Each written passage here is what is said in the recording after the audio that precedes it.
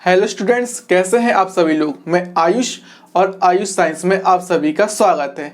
आज हम अपना न्यू चैप्टर स्टार्ट करने जा रहे हैं जो कि है मेटल और नॉन मेटल्स। यह आपका थर्ड चैप्टर है। ये चैप्टर बहुत ही सिंपल और इंटरेस्टिंग होने वाला है। इस चैप्टर में हम यह देखेंगे कि मेटल और नॉन मेटल्स होते क्या हैं, इनकी केमिकल और फिजिकल प्रॉपर्टीज क्या होती हैं। इसके अलावा हम ये भी देखेंगे कि रिएक्टिविटी सीरीज होती क्या है, इसका यूज होता कहाँ पे है। और हम आयनिक कंपाउंड्स के बारे में भी देखेंगे, आयनिक कंपाउंड्स होते क्या है, इनको किस प्रकार बनाया जाता है। चलिए, तो सबसे पहले हम यह देखते हैं कि मेटल और नॉन मेटल्स होते क्या है। इसके बाद हम मेटल की फिजिकल प्रॉपर्टीज की बात करेंगे।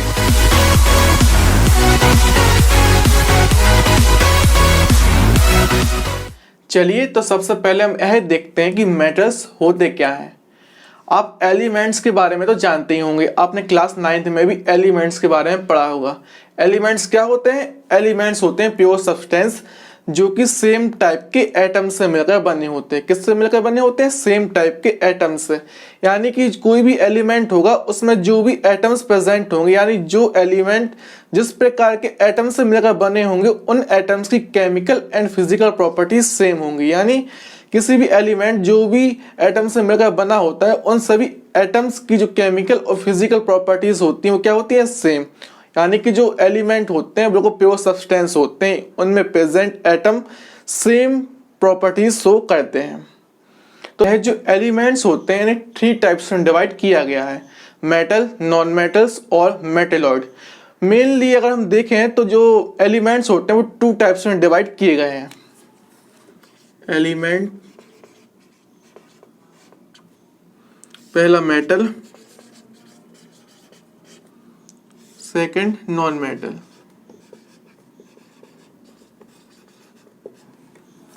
कुछ एलिमेंट ऐसे होते हैं जो कि मेटल और नॉन मेटल दोनों के कैरेक्टर को शो करते हैं, उन्हें हम मेटेलॉइड बोलते हैं।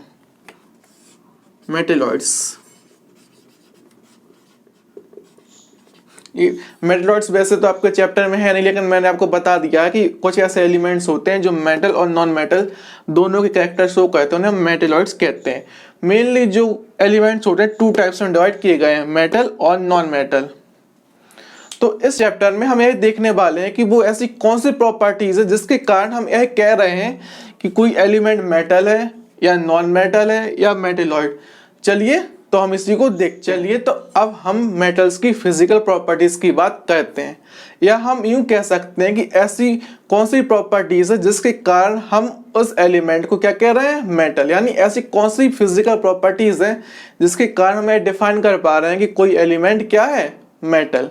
चलिए, तो हम फिजिकल प्रॉपर्टीज को देखते हैं। किसकी? मेटल की। आपको यह तो पता ही होगा कि फिजिकल प्रॉपर्टीज होती क्या है। फिजिकल प्रॉपर्टीज ऐसी प्रॉपर्टीज होते हैं जिन्हें हम देख सकते हैं, जैसे कि कोई सब्सटेंस किस कलर का है, येलो है, ग्रीन है, किस कलर का है, या हम उसे फील कर सकते हैं कि वो हार्ड है, सॉफ्ट है, या उसका मेजरमेंट कर सकते हैं कि उसकी हाइट क्या है, उसका वेट क्या है, उसकी लेंथ क्या है। मतलब फिजिकल प्रॉपर्टीज ऐसी प्रॉपर्टीज होती हैं जिन्हें हम ऑब्जर्व करके पता कर सकते हैं। ऐसी प्रॉपर्टीज को हम क्या कहते हैं? Physical properties. मेटल्स की फर्स्ट फिजिकल प्रॉपर्टी यह है कि जो मेटल्स होती हैं वो सॉलिड स्टेट में पाई जाती हैं, जैसे कि गोल्ड हुआ, सिल्वर, एल्यूमिनियम, कॉपर, जिंक। ये सभी कैसे होते हैं? सॉलिड स्टेट में पाए जाते हैं।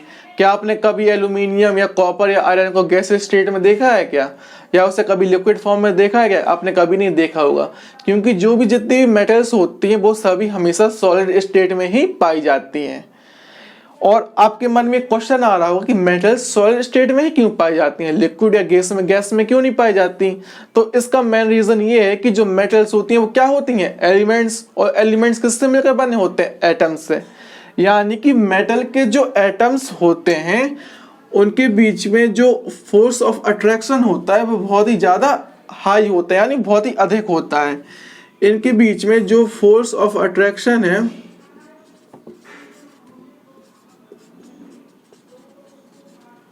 वो बहुत ही अधिक ज्यादा होता है। जब फोर्स ऑफ अट्रैक्शन ज्यादा होगा तो क्या होगा? जो एटम्स है वो पास पास आ जाएंगे। जब एटम्स पास पास आ जाएंगे तो जो एटम्स के बीच की डिस्टेंस वो क्या हो जाएगी? कम। और आपको पता ही है जब एटम्स पास पास होंगे तो क्या करेंगे? एक क्लोज स्ट्रक्चर बना लेंगे, और जो भी सब्सटेंस होगा वो क्या हो जाएगा? सॉलिड स्टेट में आ जाएगा। इसलिए जितनी भी मेटल्स होती हैं वो सभी सॉलिड स्टेट में पाई जाती हैं, क्योंकि उनके एटम्स के बीच का जो फोर्स ऑफ अट्रैक्शन है वो बहुत ज़्यादा होता है, जिसके कारण जो एटम्स हैं वो पास पास आकर क्लोज स्ट्रक्चर बना लेते हैं। पर एक मेटल ऐसी भी है जो लिक्विड स्टेट में पाई जाती है। आप जरा इमेजिन कीजिए कौन सी होगी, वह है मरकरी। जो मरकरी मेटल होती है वो सॉलिड स्टेट में नहीं पाई जाती, वो रूम टेम्परेचर पर लिक्विड स्टेट में पाई जाती है। जो मरकरी मेटल है वो किसमें पाई जाती है, लिक्विड स्टेट में। ये बात आप बिल्कुल अपने दिमाग में बैठा लीजिएगा। एक एक्सेप्शन है कि सभी मेटल्स तो सॉलिड स्टेट में पाई जाती है, लेकिन जो मरकरी है वो लिक्विड स्टेट में पाई जाती है। आपके घर में थर्मामीटर जरूर होगा। जो थर्मामीटर होता है उसमें जो सब्सटेंस भरा रहता है ना, वो क्या होता है, वो मरकरी होता है। उससे का यूज टेम्परेचर को मापने में हम करते हैं। तो आपको समझ में आ गया होगा कि क्या मेटल सॉलिड स्टेट में पाई जाती हैं और ये सॉलिड स्टेट में क्यों पाई जाती है, ये रीजन ही पता चल गया होगा। और एक मेटल ऐसी भी है जो लिक्विड स्टेट में पाई जाती है, कौन सी, मर्क्यूरी। कौन सी मेटल, मर्क्यूरी। आपके साथ एमसीक्यू में ये पूछ लिया जाए कि कौन सी ऐसी मेटल है जो लिक्विड स्टेट में पाई जाती है, कौन सी, मर्क्यूरी। चलिए तो अब हम सेकंड फिजिकल प्रॉपर्टी को देखते हैं, जो कि है मेल्टिंग एंड बॉइलिंग पॉइंट। जो भी जितने भी मेटल्स होते हैं उन सभी के मेल्टिंग एंड बॉइलिंग पॉइंट बहुत ही ज़्यादा कैसे होते हैं, हाई होते हैं। आपको याद होगा कि मैंने आपको फर्स्ट फिजिकल प्रॉपर्टी क्या बताई थी कि जो मेटल्स होते हैं उनके एटम्स के बीच फोर्स ऑफ अट्रैक्शन बहुत ही अधिक होता है। फोर्स ऑफ अट्रैक्शन का ज़्यादा होने का मतलब ये है कि इन एटम्स को तोड़ने के लिए हमें अधिक एनर्जी देनी पड़ेगी, यानी जो एटम्स हैं उनके बीच का जो बॉन्ड्स हैं उन्हें हमें तोड़ने के लिए क्या करना पड़ेगा, बहुत ही अधिक एनर्जी देनी पड़ती है। इस कारण जो भी मेटल्स होते हैं उनके बॉइलिंग एंड मेल्टिंग पॉइंट बहुत ही ज़्यादा हाई होते हैं। आपको यह तो पता ही होगा कि मेल्टिंग और बॉइलिंग पॉइंट होते क्या हैं। बॉइलिंग पॉइंट होता है ऐसा टेम्परेचर जिस पे कोई सब्सटेंस क्या होता है, उबलने लगता है, यानी लिक्विड से गैस में कन्वर्ट होने लगता है। और मेल्टिंग पॉइंट का मतलब है ऐसा टेम्परेचर जिस पे कोई सब्सटेंस सॉलिड से लिक्विड स्टेट में आना स्टार्ट कर देता है। लेकिन एक्सेप्शंस की अगर हम बात करें तो दो मेटल्स ऐसी होती हैं जिनके मेल्टिंग एंड बॉइलिंग पॉइंट बहुत ही कम होते हैं, और वो दो मेटल हैं गैलियम और सीजियम। इनके मेल्टिंग पॉइंट इतने ज़्यादा कम होते हैं ना कि अगर हम इन्हें अपनी हथेली में रखें ना तो ये पिघल जाते हैं, इतने ज़्यादा कम होते हैं। किसके, गैलियम और सीजियम, दो ऐसे एक्सेप्शंस हैं जिनके मेल्टिंग और बॉइलिंग पॉइंट बहुत ज़्यादा कम होते हैं। लेकिन और जितनी भी मेटल्स होते हैं उनके मेल्टिंग और बॉइलिंग पॉइंट बहुत ही अधिक होते हैं। और इसका रीज़न ये होता है कि मेटल्स के जो एटम्स होते हैं उनके बीच का जो फोर्स ऑफ अट्रैक्शन बहुत ज़्यादा होता है और इन्हें तोड़ने के लिए हमें बहुत अधिक एनर्जी की ज़रूरत होती है। चलिए अब हम नेक्स्ट फिजिकल प्रॉपर्टी को देखते हैं, जो कि है मेटालिक लस्टर। अब आपको ये लग रहा होगा ये मेटालिक लस्टर किस बला का नाम है। बहुत ही सिंपल है। ये जो मेटल्स होती हैं वो बहुत ही अधिक शाइनी यानी चमकीली होती हैं। इसी गुण को हम क्या कहते हैं, मेटालिक लस्टर। जैसे कि ये स्टेपलर है, ये मेटल का बना हुआ है। आप ये देखिए इसकी जो सरफेस है कितनी चमकदार है, चमक रही है।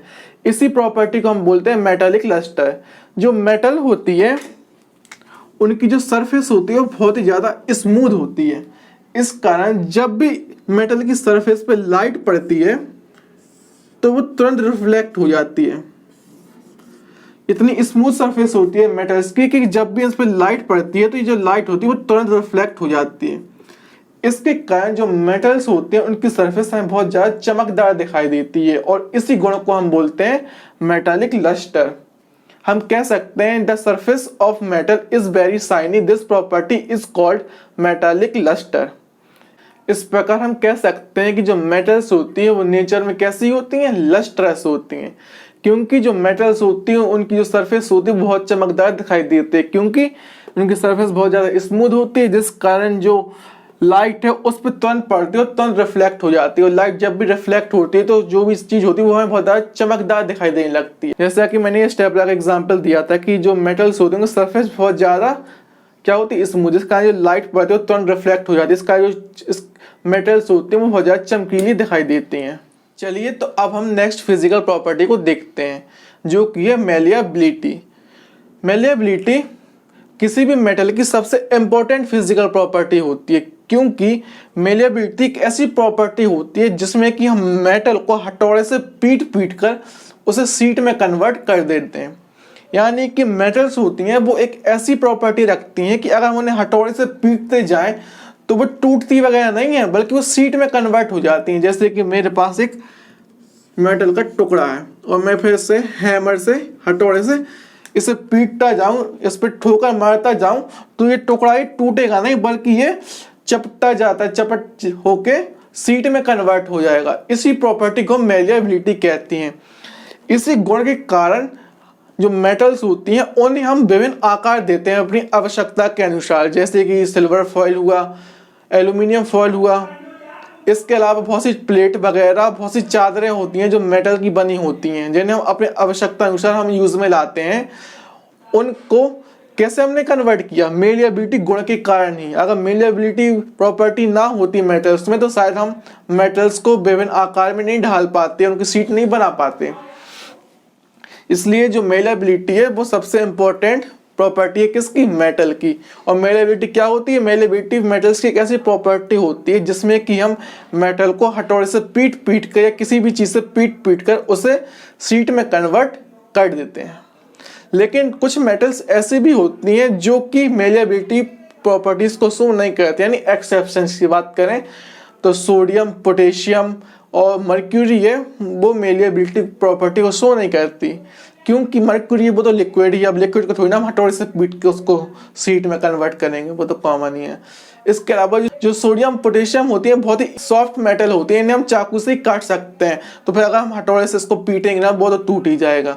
तो ये एक्सेप्शन है कि सोडियम, पोटेशियम, मर्क्यूरी ये मेलिएबिलिटी प्रॉपर्टी को शो नहीं करते। अब हम मेटल्स की अगली फिजिकल प्रॉपर्टी को देखते हैं, जो कि है डक्टिलिटी। यानी जितनी मेटल्स होती हैं वो डक्टाइल प्रॉपर्टी को शो करती हैं। अब आपके माइंड में क्वेश्चन आ रहा होगा ये डक्टिलिटी प्रॉपर्टी क्या होती है? तो मेटल्स जो होती हैं उनमें एक ऐसी प्रॉपर्टी पाई जाती है जिसके कारण उन्हें हम स्ट्रेच करके खींच के लंबे लंबे तार में कन्वर्ट कर सकते हैं। यानी कि मेरे पास कोई मेटल है, उसमें ये प्रॉपर्टी है कि अगर हम उसको खींचना तो वो टूटेगा नहीं, बल्कि लंबे लंबे तारों में कन्वर्ट हो जाएगा। और मुझे ऐसा लगता है कोई भी ऐसा बच्चा तो होगा नहीं जिसने मेटल के तार देखे ना हो। और मेटल के तार बनाना किस प्रकार पॉसिबल हो पाया? डक्टिलिटी प्रॉपर्टी के कारण। क्योंकि डक्टिलिटी मेटल की एक ऐसी प्रॉपर्टी होती है जिसके कारण हम मेटल को खींच के स्ट्रेच करके उसके लंबे लंबे तार में कन्वर्ट कर सकते हैं। जबकि मेलिएबिलिटी कैसी प्रॉपर्टी होती है कि हम उसे पीट के शीट में कन्वर्ट कर देते हैं। और डक्टिलिटी में क्या होता है, हम जो मेटल होती है उससे हम खींच के उसको स्ट्रेच करके लंबे लंबे तार में कन्वर्ट कर देते हैं। ये जो डक्टिलिटी प्रॉपर्टी होती है इसी कारण हम जो आज इतने सारे तार वगैरह यूज करते हैं इलेक्ट्रिसिटी में, जो वायर्स होती हैं वो बन पाई हैं। आपको जान के ताज्जुब होगा कि जो गोल्ड होता है उसमें सबसे अधिक डक्टिलिटी प्रॉपर्टी पाई जाती है। जो 1 ग्राम सोना होता है उससे हम 2 किलोमीटर लंबा तार बना सकते हैं। जी हाँ, कितना लंबा किलोमीटर तार? 2 किलोमीटर लंबा तार, वो भी किससे? 1 ग्राम सोने से। तो सोने में इतना ज्यादा डक्टिलिटी प्रॉपर्टी पाई जाती है। तो अब आपको समझ में आ गया होगा कि डक्टिलिटी प्रॉपर्टी क्या होती है। मेटल्स की एक ऐसी प्रॉपर्टी होती है जिसके कारण हम मेटल्स को खींच के लंबे लंबे तार में कन्वर्ट कर देते हैं। पर अगर हम एक्सेप्शंस की बात करें तो कुछ ऐसी मेटल्स होती हैं जो कि डक्टिलिटी प्रॉपर्टी को शो नहीं करती हैं। और ऐसी मेटल्स कौन सी होगी? एक तो है पारा, मर्क्यूरी, सोडियम, पोटेशियम, मैग्नीशियम। अब मर्क्यूरी तो आप जानते ही हैं लिक्विड है, अब लिक्विड को थोड़ी ना हम उसको खींच के तार में कन्वर्ट कर पाएंगे, उसे कर ही नहीं सकते, इम्पॉसिबल है। सोडियम, पोटेशियम मैंने आपको बताया था इतने ज़्यादा सॉफ्ट होते कि हम चाकू से काट सकते हैं, तो फिर इन्हें हम खींचेंगे तो वैसे ही टूट जाएंगे। और मैग्नीशियम भी ऐसा ही है, वो भी डक्टाइल प्रॉपर्टी को शो नहीं करता है। तो आपको ये 2 चीज़ें अच्छे समझ में आ गई होंगी, पहली मेलिएबिलिटी, दूसरी डक्टिलिटी। इन 2 प्रॉपर्टी बहुत ही ज़्यादा इंपॉर्टेंट है। इन्हीं 2 के कारण हम जो मेटल्स होते हैं उन्हें विभिन्न शेप दे सकते हैं। अगर ये 2 प्रॉपर्टी ना होती मेटल्स में तो आज हम मेटल का जितना यूज़ कर रहे हैं ना उतना शायद यूज़ ना कर रहे होते। चलिए तो अब हम नेक्स्ट फिजिकल प्रॉपर्टी देख लेते हैं मेटल की, जो कि है सोनोरस प्रॉपर्टी। आपको ये नाम देख के बड़ा अटपटा लग रहा होगा कि भाई ये कौन सी प्रॉपर्टी है। ये प्रॉपर्टी का नाम जितना कठिन है ना उसका काम उतना ही सिंपल है। जो मेटल्स होती हैं जब इनको हम किसी हार्ड सरफेस से टकराते हैं ना तो ये टन की आवाज आती है। कैसी आवाज? टन की आवाज, रिंगिंग साउंड उत्पन्न होती है। जब भी हम मेटल को किसी हार्ड सरफेस से टकराते हैं तो टन की आवाज यानी रिंगिंग साउंड उत्पन्न होती है। इसी प्रॉपर्टी को हम बोलते हैं सोनोरस प्रॉपर्टी। जो मेटल्स होते हैं वो सभी कैसी प्रॉपर्टी शो करती है? सोनोरस। इसका मतलब ये नहीं है कि जो और सब्सटेंस या जो नॉन मेटल्स वगैरह होते हैं वो साउंड उत्पन्न नहीं करते, वो भी साउंड देते हैं, पर वो टन की या रिंगिंग साउंड नहीं देते हैं। जैसे मैं आपको बता रहा हूँ, जैसे कि ये बॉटल है, ये मेटल की बनी हुई है। अब मैं इसको इससे टकराऊंगा तो देखना आप टन की आवाज आए, रिंगिंग साउंड आएगी। देखिए, जो इस प्रकार की साउंड है ना, उसी को हम बोलते हैं सोनोरस प्रॉपर्टी। यानी जो मेटल्स होती हैं वो टन की आवाज उत्पन्न करते हैं जब इसे हम किसी हार्ड सरफेस से टकराते हैं। इसी को हम बोलते हैं सोनोरस प्रॉपर्टी। और जो सब्सटेंस होते हैं, जो नॉन मेटल या मेटलॉइड्स होते हैं, वो भी आवाज निकालते हैं जब उनको किसी हार्ड सरफेस से टकराते हैं, पर उनसे ये रिंगिंग साउंड नहीं आती है। यही कारण है कि जो आपकी साइकिल वगैरह होती है, जो उसमें घंटियां होती हैं, जो आपकी स्कूल की घंटी होती है, उसमें क्या होता है? उसमें कुछ ऐसी गोल कटोरी की तरह संरचना होती है और उसमें एक मेटल का ये होता है। जब भी इलेक्ट्रिसिटी पास कराते हैं तो इससे टकराता है तो इससे रिंगिंग साउंड उत्पन्न होती है। मेरे स्कूल में तो एक ट्रेन की पटरी थी, उसको आके वो चपरासी बजाते थे तो बहुत दूर तक आवाज जाती थी, क्योंकि मेटल क्या होते हैं? सोनोरस प्रॉपर्टी को शो करते हैं। इसी कारण इसका यूज कहाँ करते हैं? हम घंटी वगैरह में करते हैं मेटल का यूज। अब हम जल्दी से नेक्स्ट फिजिकल प्रॉपर्टी को देख लेते हैं, जो कि है मेटल्स जो होते हैं वो हीट और इलेक्ट्रिसिटी के गुड कंडक्टर होते हैं। यानी जो मेटल्स होते हैं उनसे हीट और इलेक्ट्रिसिटी आसानी से पास हो जाती है, आसानी से फ्लो हो जाती है। तो सबसे पहले हम बात करते हैं हीट की, कि जो मेटल्स होते हैं वो हीट को आसानी से फ्लो होने देते हैं, यानी उसमें हीट आसानी से पास हो जाती है। मैं आपको एक एक्सपेरिमेंट दिखाता हूँ कि मेरे पास एक मेटल का कोई रॉड है, मेटल की रॉड है। शायद मान लीजिए कि मैंने आयरन की एक रॉड ली और यहाँ पे मैंने क्या लगा दिया? मोम, जो मोमबत्ती होती है ना वो वाला मोम, और एक मैंने यहाँ पे पिन चिपका दी। मोम को जैसे उस पे रॉड पे लगा उस पर पिन चिपका दी।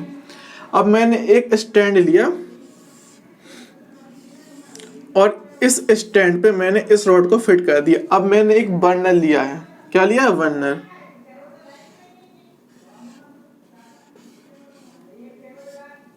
और बर्नर को मैंने जला दिया।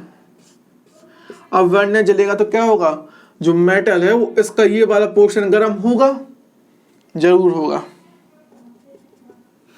पर आप देखेंगे कि जो हम इसको जब गर्म करते हैं तो ये पोर्शन ही नहीं, धीरे धीरे मेटल का जो सब धीरे धीरे पूरा पोर्शन क्या है? गर्म होने लगता है। और कुछ समय बाद ये मोम पिघल जाती है और जो पिन है वो नीचे गिर जाती है।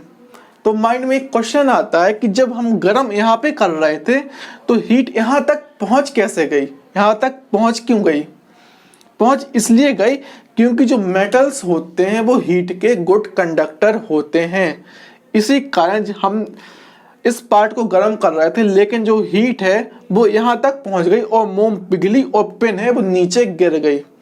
अगर मेटल हीट के कंडक्टर ना होते तो ये पोर्शन ही सिर्फ गर्म होता, यहाँ पे कोई बहुत ठंडा ही रहता, कोई इफेक्ट ना पड़ता। लेकिन इफेक्ट पड़ा है, यहाँ पे गर्म किया है, लेकिन ये पूरी रॉड गर्म हुई है और जो मोम है वो पिघली थी और पिन नीचे गिर गई। ये इस एक्सपेरिमेंट से हमें ये पता चलता है कि जो मेटल्स होते हैं वो हीट के गुड कंडक्टर होते हैं। आपने घर में देखा होगा कि आप घर में कढ़ाई वगैरह में खाना पकाते हैं मम्मी, तो हम यहाँ पे हीट देते हैं। अगर मेटल्स हीट के कंडक्टर ना होते तो ये सब्जी हम जो पका रहे हैं वो गर्म ना होती। जब हम हीट देते हैं तो जो मेटल है वो क्या करते हैं? हीट को अब्जॉर्ब कर लेती है और जो खाना है वो पकने लगता है।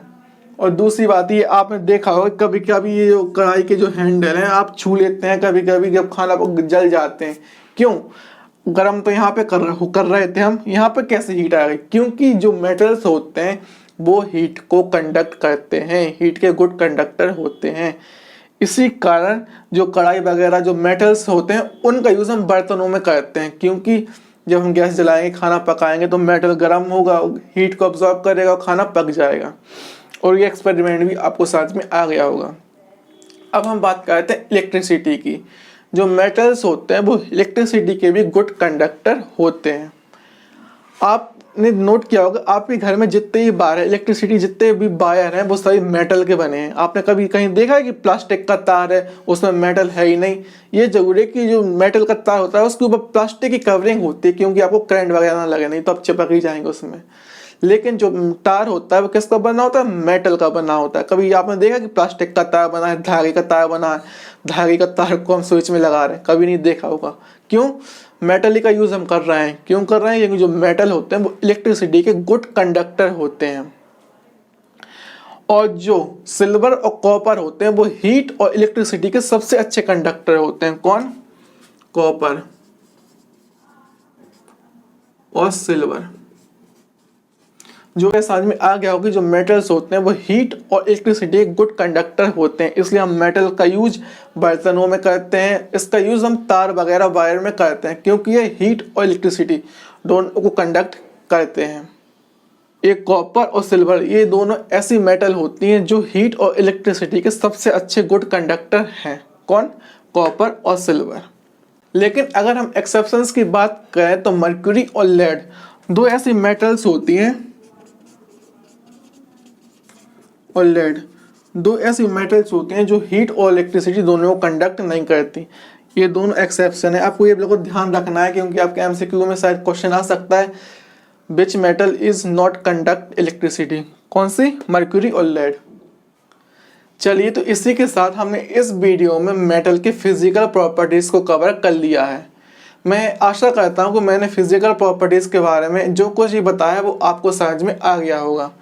अगर आपको मेरी वीडियो अच्छी लगी हो तो आप मेरी वीडियो को लाइक कर सकते हैं, चैनल सब्सक्राइब कर सकते हैं और इस वीडियो को ज़्यादा से ज़्यादा लोगों तक शेयर कर सकते हैं।